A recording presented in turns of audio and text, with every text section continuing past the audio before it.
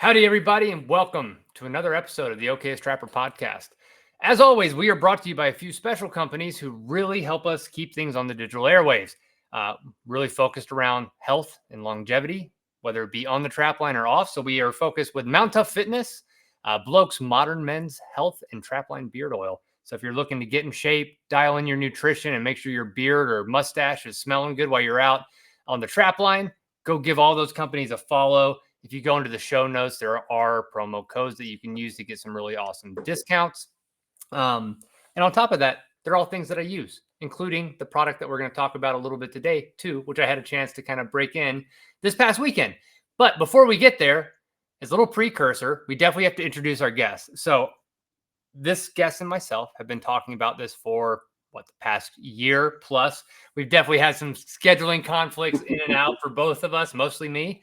And we're finally able to make it happen. So my guest today is a hunter, a trapper, a real entrepreneur, and he is also the owner and founder of Hammer Down Drivers. So Michael Newsome, welcome to the show.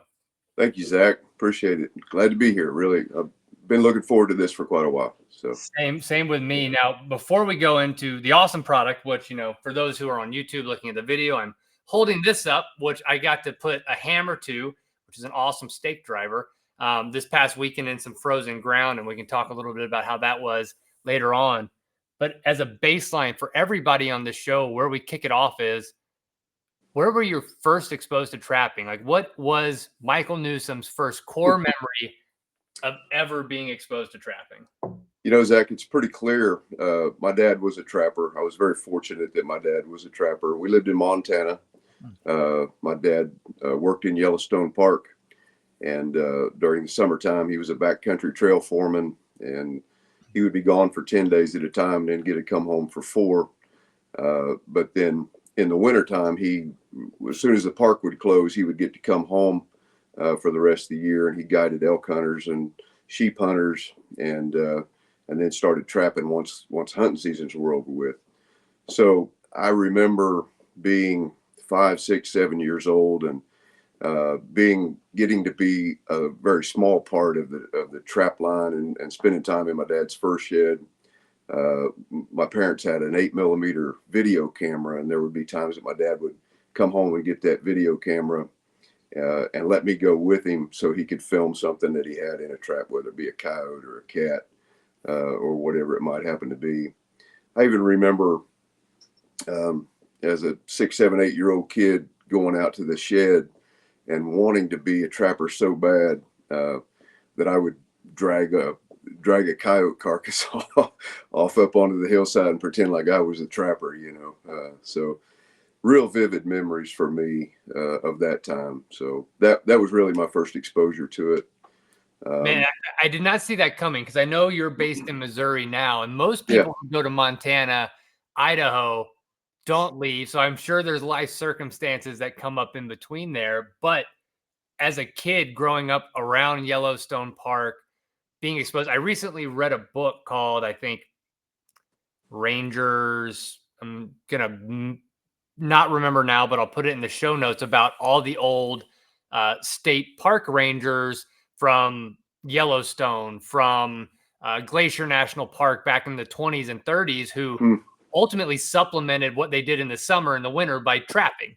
So they would know all the trapping grounds and get to go out and trap after doing all their summer work. And it sounds like that's very similar to what your father did. Which year was this? So that would have been, he started out there probably around 1970. I was born in 65. I was actually born in Louisiana, but we moved. My dad was in the Army, and then as soon as he got out of the Army, we moved to Montana. I had other family that lived there. And so we moved out there. And we were there till I was probably about 12, I guess. And then life circumstances took my parents to Ohio. And I spent the rest of my youth there. And that's when I started actually running a trap line on my own, was in Ohio. Fiercely independent. I'm sorry, go ahead. I got to ask. So you're first exposed to trapping in Montana. Your dad's doing cats, coyotes. You're exposed to elk hunting, sheep hunting, all this different wild stuff. Yeah.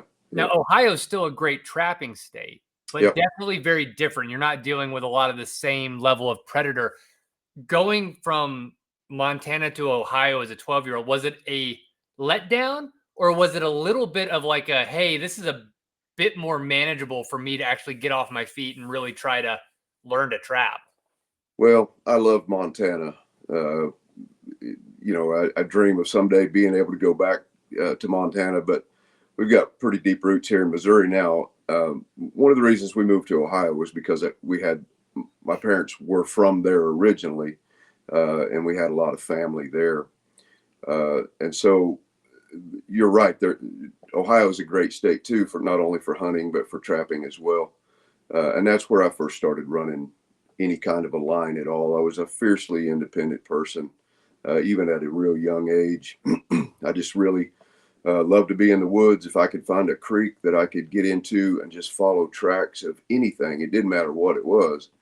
I didn't know it at the time, but I think that set me on a road to learn animal behavior, and I just wanted to be around the animals. I just wanted to be in the woods all the time. I still do. I'll be 60 this year, and I still love to just get in a creek and just follow mink tracks or coon tracks, or it doesn't matter. I just want to be in the woods. And when that started for you, so let's go to Ohio. What was your first catch, if you remember it? Like, what were you targeting? Like, how did you get your hands on traps? Obviously, your father was a trapper, so that might not have been a difficult thing to get your hands on some. But what was your first, like, real independent experience on your trap line? Yeah. So my first catch was a set that I made up on a ridge top under some power lines. There was a hole of water up there on top of that ridge, and I don't know why that hole of water was always there. It was a really, really small pond. I mean, not more than 20 feet across at the most. But I made a set there because I knew that you were supposed to make pocket sets for raccoons, and so it wasn't a creek or a lake or a river or anything like that, but I put in a pocket set, and I caught a skunk. Skunk was my first catch, but I wouldn't have been more excited had it been a mountain lion. I got there, dispatched that skunk. He was in the water when I did that, and the water turned green when I dispatched him. But there was no way I wasn't taking that thing home with me. So I got a bunch of greenbriers and I tied them together, and I drug that skunk home. And it was quite a ways. It was quite a ways back to the house, but I drug that skunk and I hung him on the clothesline. And Mom wasn't very proud of me for doing that, but she didn't give me too much of a hard time. And I let that skunk hang there until it didn't stink anymore.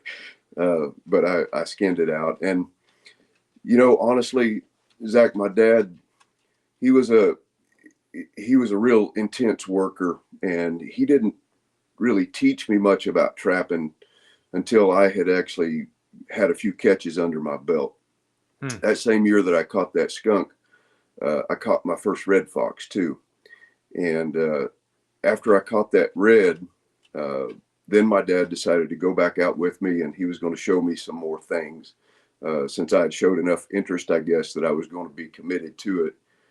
He took me out and showed me how to make a set for gray fox. And just within a couple of nights, we had a gray fox. And trapping is just something that's just always been a huge passion. Now, that being said, I got away from it for a long time. I spent probably the better part of 30 years chasing whitetails, and just as a bow hunter.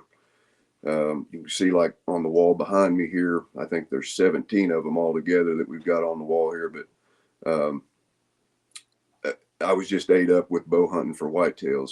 I mean, it gets us all, man. That's the one thing. Like, whether it's interests come and go and change, but I'd say that what I've noticed, and before we tack onto that too, is I think this grounding as a child, really, we'll call you a child in this instance, 12, 13, 14 years old, people will fade off and explore other interests. But what I've noticed with trapping, there always seems to be that circle back, right? And Yeah. it's such a building block for also being good at other recreational outdoor pursuits like hunting, bird hunting. Like it really translates to almost everything that you can do outdoors. Yeah, I agree. I think being good at one makes you better at the other as well. So there's a lot of carryover there, as well as just like I'd said earlier, being a kid and walking in the creek and following tracks and understanding or not understanding at the time that I was learning animal behavior. But it pays off in the end. So uh, yeah, even uh, you mentioned being an entrepreneur, even as a young boy. I remember my first paying job as a trapper. Hmm. My cousin and I were asked to trap some muskrats, and I'm not even sure how I came by these. I had a dozen or 2 dozen 110s, and my cousin didn't have any muskrat traps, but we were asked to go trap this pay lake. Guy had, you pay by the pound for the catfish that you take out of there, and the muskrats were really bad in this little lake, and he was going to lose it if something didn't happen to these rats. So uh, my cousin's parents took us over there so we could set some traps, and we ended up catching 62 muskrats in a weekend out of that pond. There would be times where, when we first started setting traps, by the time we got all the way around, we were taking rats out of traps already. Um, I made the mistake, uh, being an entrepreneur. I thought, well, and at the time, muskrats were like $6 a piece. Yeah. What year was this? I was going to ask, like, for the payday, like, was this kind of at the peak of the fur boom or was it starting Yeah, to slide on the back end? it would have been probably around 80 or 81. So it was still going fairly strong. I mean, at that time, a red fox would bring $70. A gray was about the same price. But I made the mistake of, when we skinned all those rats out and took them to sale, uh, instead of pocketing the money like most young teenagers would do, I decided to buy more traps. And I spent all of my money buying muskrat traps and ran out of muskrats. So I still have some of those traps. Yeah, I guess that's a really tough lesson in supply and demand to a certain degree. You And might that's get that.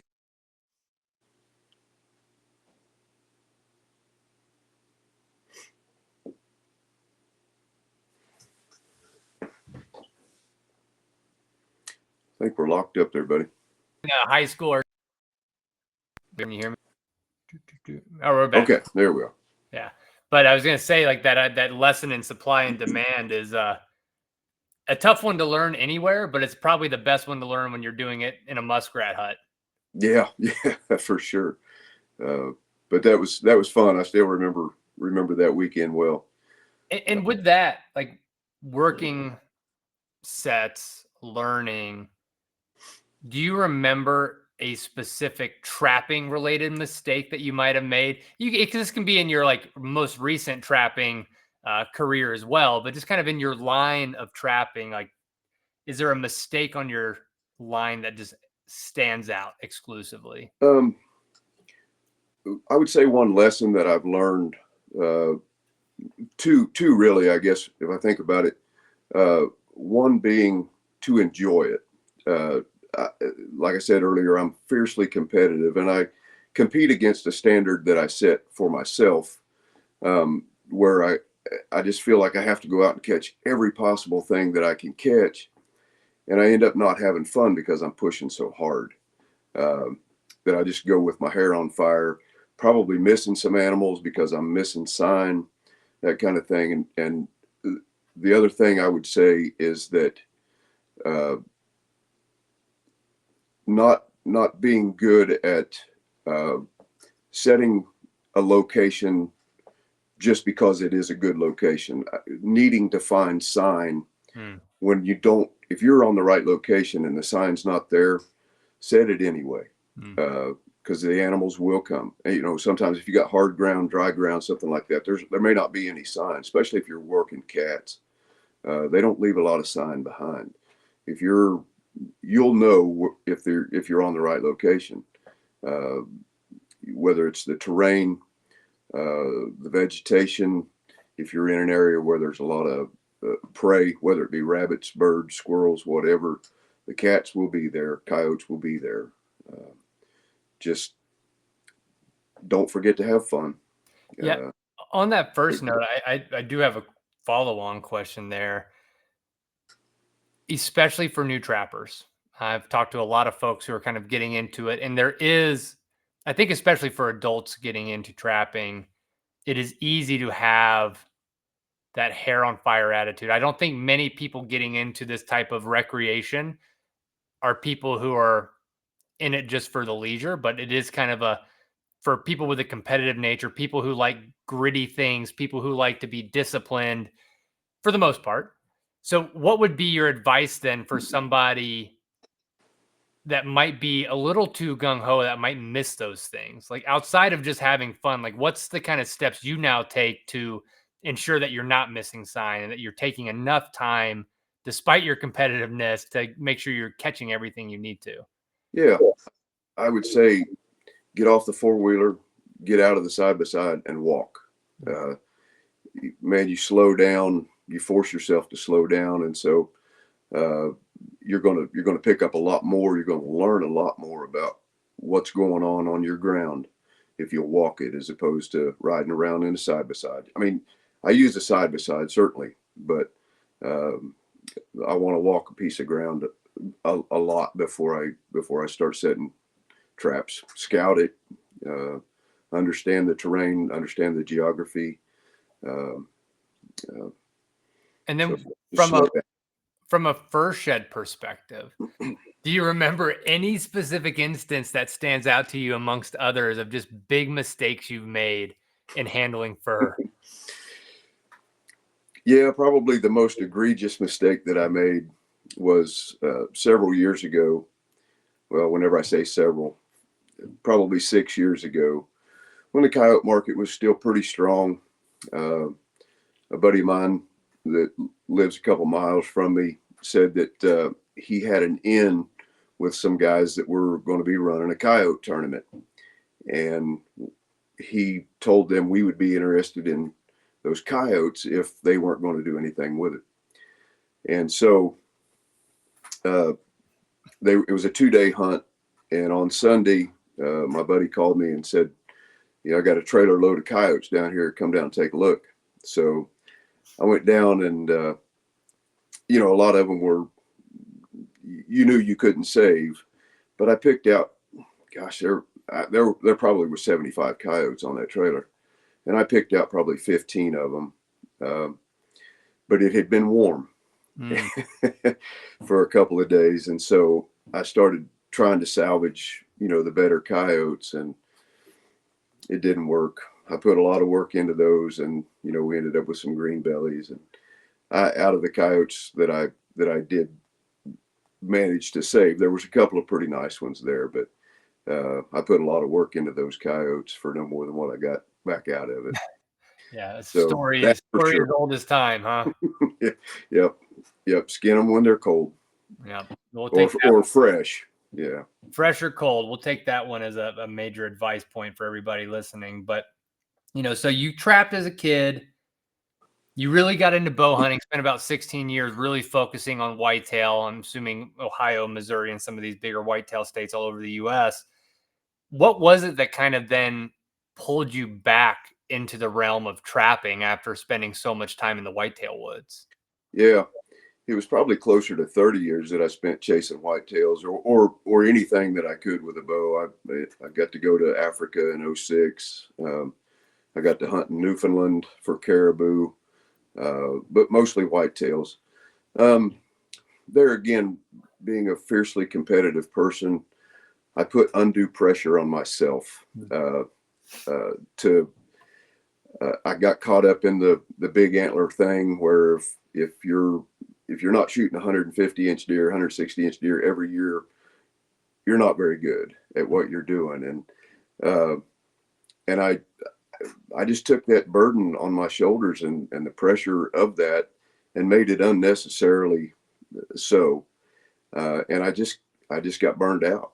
To be honest with you, I just realized that I didn't have to prove anything to anybody. There again, just slow down and have some fun. And Well, time out for people who aren't on the YouTube video and can't see your awesome background. I think you might have gotten a few 150-inch plus deer in your career, though. I have. I've been very lucky. I've leased a piece of ground in North Missouri that I've had for, this will be the 27th year that I've leased that same piece of ground. That deer back here behind me is 193 and 4/8, and that's my biggest deer. After that one, I really started slowing down because I won't have an opportunity at another deer like that probably. Although the most impressive deer I've ever seen in my life, I seen about 3 years ago, and he was just an 8-pointer, but probably 180-inch 8-pointer. I mean, it's obviously important, and a lot of people, like you said, do get hung up on that. It's probably an important thing to talk about because the same thing happens in trapping too, to a degree, and we get hung up on critters, sizes, catch rates. Numbers, yeah. The end of year catch photo we all know and love, and that's all well and good. And I think you're pointing that out. Like it can be a great driver, but when the scales tip and that becomes the why, and you lose out on the how and the what to get there, you probably lose meaning. Yeah, I think so, or certainly perspective. Some of the deer that I have on the wall, it's sad to say, but I don't remember the hunt much. Just caught up in, it's an older age class deer with a big set of horns, so that must be the one I want. And really, some of the most memorable hunts I have are on deer that would, that I don't have mounted. Their racks are hanging in the shop or out in the shed. And the one deer that I'm probably the most proud of, he probably measured 140 inches. Most of it's on one side. He just had a drop and a spike on the other side. But I had spotted that deer on a Thursday, and there were some other guys that were camped across the road. And I told those guys about that deer, and I told him that I was going to shoot him probably on Saturday. And I was able to get him figured out, and I shot him on Saturday. Just got lucky. It wasn't anything that necessarily that I did. I just got lucky and spotted him out in a CRP field. Watched him get up out of his bed and was able to rattle him to me. But that's still awesome. I mean, my first big game animal I ever took as an adult was a white-tailed deer in Tennessee, and I love spot and stalk hunting out west where I'm at now. That's kind of taken over for me, but there is still something special about white-tailed deer hunting, across the middle of the country, the Southeast, and it's definitely meaningful. But I think you bring really great perspective, and it's a translation to trapping. So then, as you started to kind of wane off on your whitetail pursuits, was it just a natural progression, or was it a actual mental commitment to say, like, I'm getting back into trapping and I'm going to do this with a different mentality than I used to have? Or was it still like, I'm back into trapping and I'm full bore again? Yeah, it was pretty much full bore. Once I made the decision to start trapping again, there was just this call. Even all the years I spent, sitting at a tree stand, I was still always intrigued by coyotes. Or raccoons or mink or otter or all of that stuff. I just wanted to be around those animals, and so it was pretty natural transition to go back to trapping. And I'm sure glad I did. I just absolutely love it. I'm tremendously passionate about trapping and the industry, and the people that you get to meet, and I hold trappers in pretty high regard for sure. I feel blessed as well, especially with this show, getting to talk to so many great trappers across the country. Is definitely a different breed, a hardy breed to say the very least. Yeah. But as you kind of got back in, like, the primary pursuit for you, were you managing your lease for your whitetail, or like what was you said you wanted coyotes, was it just like, I'm going to trap where I need to trap, or was it also in the management space for your whitetail units? Uh, I just wanted to catch coyotes wherever I could catch them. So the property that I lease is about a 2.5 hour drive from home. So I don't get to spend as much time up there managing that as I would like. So I trap. I've got a lot of ground around home here that I can trap, and so uh, once I go full bore into something, I'm willing to get up before work and go check traps and skin at night, and so wherever I can do that at, if I can do it every day, that's what I want to do. So it wasn't necessarily about managing in the beginning anyway. The local populations, it was just about trying to catch them all. So I had the pleasure to speak with a friend of mine who's also from Missouri. He's a relatively new trapper, but he's trapped with me on my wolf line out here in Idaho. He has a place in the same little town that I have, but he spends most of his year in Missouri. He's got a good buddy who's a trapper in Missouri. So they just ran a long line for coyotes, got a bobcat, a few other things. But trapping in January in Missouri, the first thing he told me was, damn, this ground is hard. So yeah, this might be the perfect segue, but for those listening, Mike is also the founder of Hammer Down Drivers. But as you were, pursuing coyotes, I have to ask, what's the origin story for, ultimately building a business around, drivers that will help you stake your traps? Yeah. So I'm actually a tool and die maker by trade. The background in machining, some metallurgy, and just needing a driver better than what I could find on the market. And I knew that I could. I never set out to ever sell a driver. I just wanted to make the best one that I could for myself. And so I started testing. What were you using before? Did you have, and you don't have to name names, or if you were like, I was using rebar that I'd kind of ground down to a point, which I'd break quite often. But like, Yeah. what were you using when you got back into trapping? I'm a wolf fang guy, so I was using the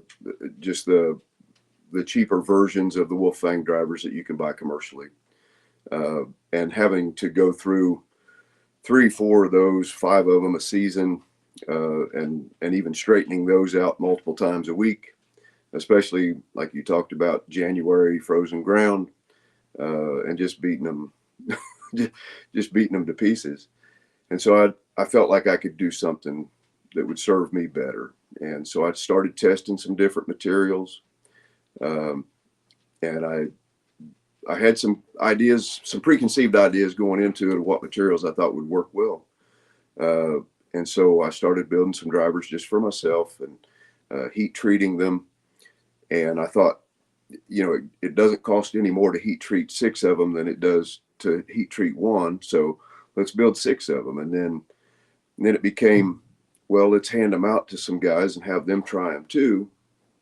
And I had taken some instruction, some trapping instruction from some guys, and they're hardcore trappers. And so I just gave those guys drivers to see how they would operate.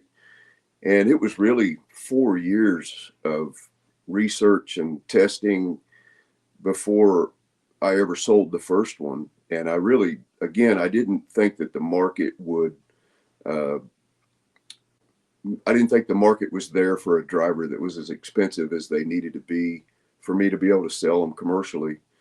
And I really, even at that point, I didn't want to, I thought maybe I would sell 50 at the most. And I was going to sell them at cost because I wanted it to just be my contribution to the trapping industry if somebody could get some use out of it.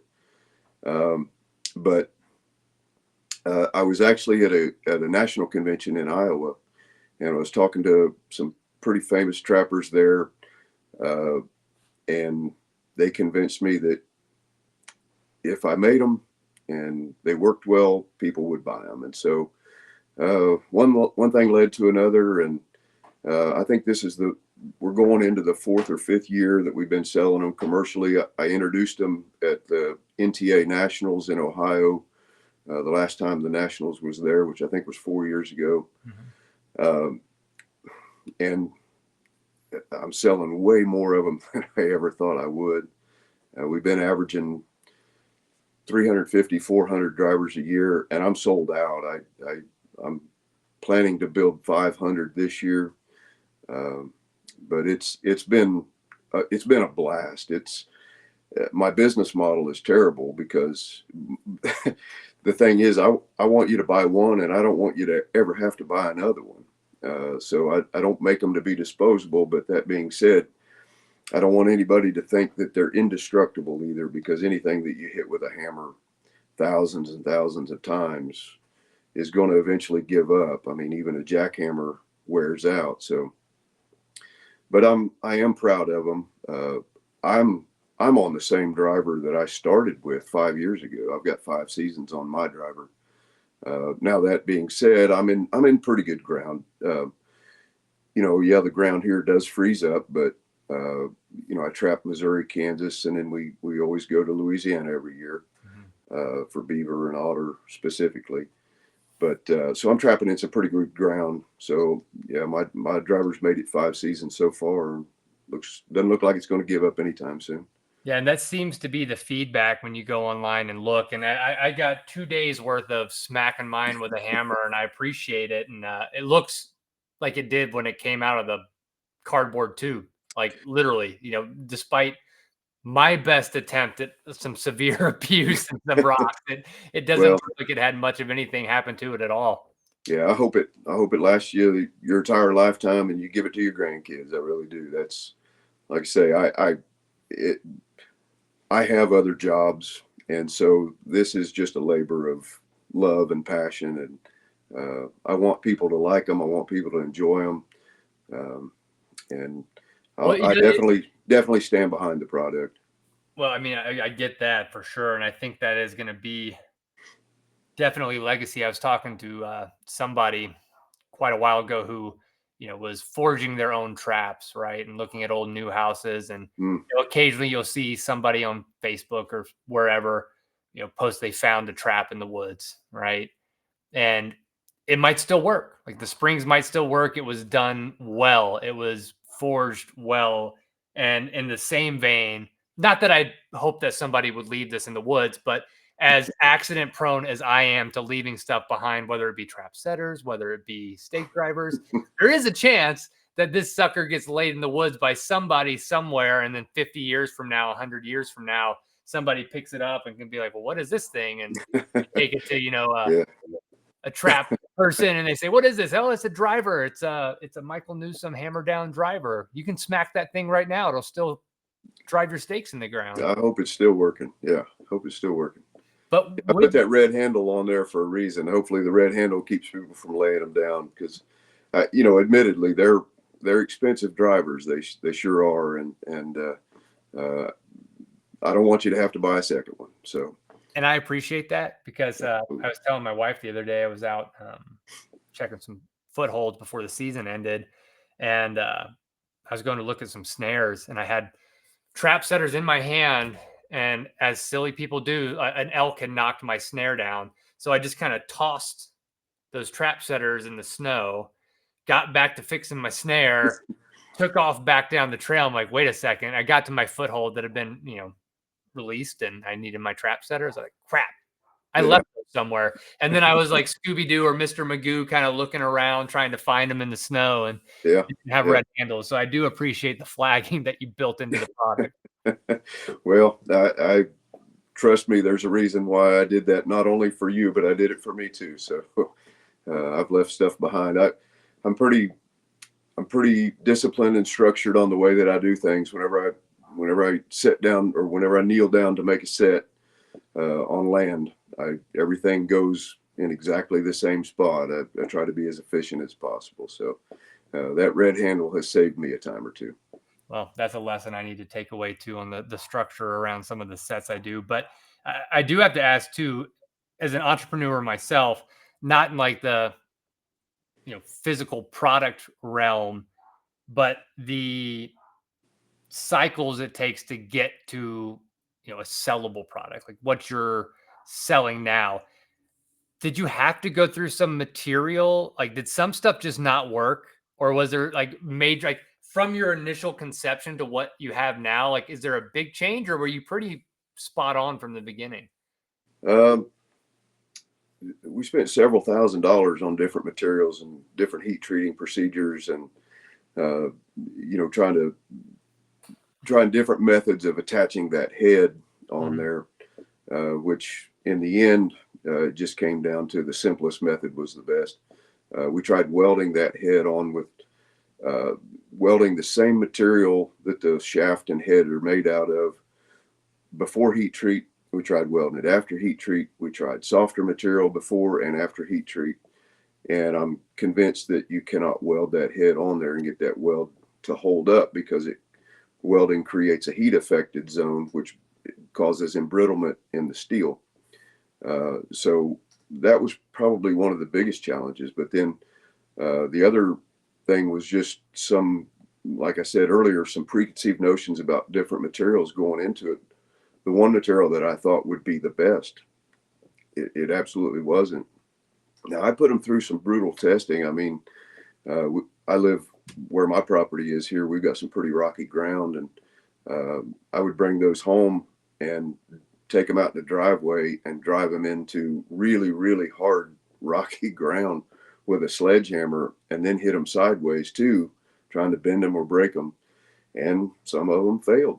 And so we just kept trying different materials and different heat treating procedures until we got what I think is the toughest material that I can come up with right now. So Well, for the Gen Z, the millennials, that's a good lesson in and of itself of perseverance. Like, failure is a route to success. Like, you got to be willing to try things, whether it's building a driver, whether it's on your trap line, whether it's hunting, not getting hung up in the result necessarily out of the gate, and being willing to try and fail at stuff is, something I know my generation has lost a lot along the way. So I think that's an important lesson as well to take away from this. stay the course. Stay the course. Always. Now, where can people find these? Well, right now they're sold out. I'm sold out completely, and I don't intend to build any more till probably, certainly until after I'm done trapping beaver for the season, which will be the end of this month. But it's probably, to be perfectly honest, it's probably going to be after spring turkey season. So, but you can send us an email at hammerdowndrivers@gmail.com, or you can find us on Facebook. We do have a Facebook page. The ordering, we're not quite up to times on with a good website where you can just order and pay online. It's a little bit clunky, I guess, and we'll work on that. We've had a couple people at it making an attempt at creating a website for us where you could just go on there and order and pay and everything. But if you'll get a hold of me, my wife handles all the orders. Send us an email. She'll get back to you with a shipping quote if you'll give us your mailing address, and we just go from there. We accept different forms of payment. So whether it be Venmo, PayPal, if you need to send a check, we'll send a check. I trust people, and this is not what I do for a living. So if you call me and tell me that, man, I need a driver, but I'll pay you next week, I'm going to go ahead and send you a driver. So. Yeah. Well, the old American values, and that's good. And a big shout out to your wife. She's also your IT person, and she was able to get us up and running tonight. So she's the real MVP of the night and of the business, it sounds like. She's the MVP of my life, period. No question. After 40 years of marriage, yeah, she makes things possible for me. I'm such a busy guy between my regular day job. I've got another business that I run here at the house at night that's directly related to my day job. I build drivers, and I'm a musician. My band's really busy. I do some predator control work. she just knocks me out at the end of the night and wakes me up in the morning and tell me where I need to be and what time I need to be there. So That's the best. I feel the same gratitude towards my wife with all the different things I've got going on. So, yeah, we're both lucky men in that regard. But absolutely. with kind of winding down as we start to get to the end of the show, like there's a few questions I like to ask everybody. Okay. So, first and foremost, what do you see as the future of trapping? Whew, that's a good question. I wish that I had a crystal ball that I could answer that. Um, I'm a pretty optimistic person. I know trying to spread the word as much as possible. I'm more than willing to take people with me on my line. I'll come run your line with you, show you anything that I can. Definitely get involved with your local organizations, whether it's state, national level. I think, like everybody else says, there's always going to be a need for trappers. There's always going to be a need for somebody with that skill set. It may only be on a damage control perspective, but still, trappers are going to be around for a while. And like you mentioned, we're hard headed. We're going to just keep on going. We're going to keep fighting our fight so that we can maintain our rights and continue to have this wonderful experience that we get to have out on the trap line. Yep, I think that's a beautiful answer and one that I'm also optimistic and hopeful for. But we'll take recruiting new young folks, You bet. active organization, and passing of knowledge, mentorship, no hoarding of knowledge. Being able to be open to share, I think, is going to be key as well. It's different than it was whenever I was coming up, back in the day when, everybody's talked about it. It's been around for a long period of time where if you knew how to catch a fox, you weren't telling anybody how to do that. Mm-hmm. And now there's just so much information that's readily available, and trappers just in general now, we're still secretive people. We have small cliques, but we're sure willing to share information with people. We have to. I think that's the only way we have a future. Yep. And as a man who's had a lifetime in the woods, growing up and flipping outskirts of Yellowstone to Ohio to Missouri to Louisiana and all places in between, what is in Africa internationally? Mm-hmm. What is the wildest experience that you've ever had in the woods?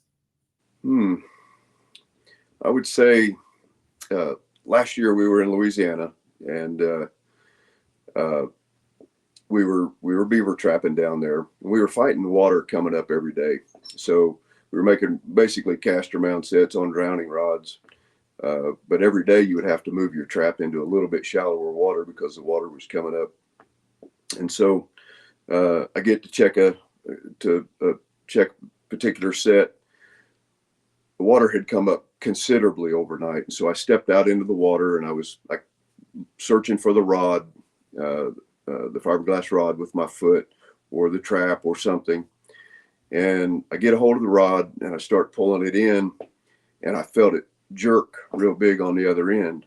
And wasn't sure what that was, but I continued pulling it in and out. And next thing you know, here comes a big alligator's foot up out of the water. And I ended up catching probably an 8.5 foot long gator in a TS-85. I got out of the water pretty quick. Fortunately, I had him by the front foot, so I had a little bit of control over him, but and we were able to release him without incident. Drug him up on the bank. I had a buddy of mine from Michigan that was with me. He put the catch pole around his nose. I got the trap off his foot. We were able to turn him loose, but it was intense there for just a little while. So, but it was great memory, a lot of fun. That's probably the wildest thing that I've experienced, certainly on the trap line. That's pretty cool. Yeah, I lived in Louisiana and Geismar for quite a while, pre-hunting trapping days, unfortunately. But yeah, I could imagine today in dark, murky water, starting to pull on the end of that fiberglass rod, and surprise, surprise, you get a big old gator. That's got to put a little bit of adrenaline through your body. Absolutely, yeah. I was laughing nervously. Yeah, I'll send you the video. Yeah, please do. That sounds like a fun one, if nothing else. Yeah. And then lastly, I mean, I always kind of give a hard question for folks at the end, a choice rather. Okay. So I feel like I know where this might go, so it might not be as hard. But for the rest of your life, you're granted perfect health to be able to do the things you want to do, but you have to give up one or the other. So, Okay.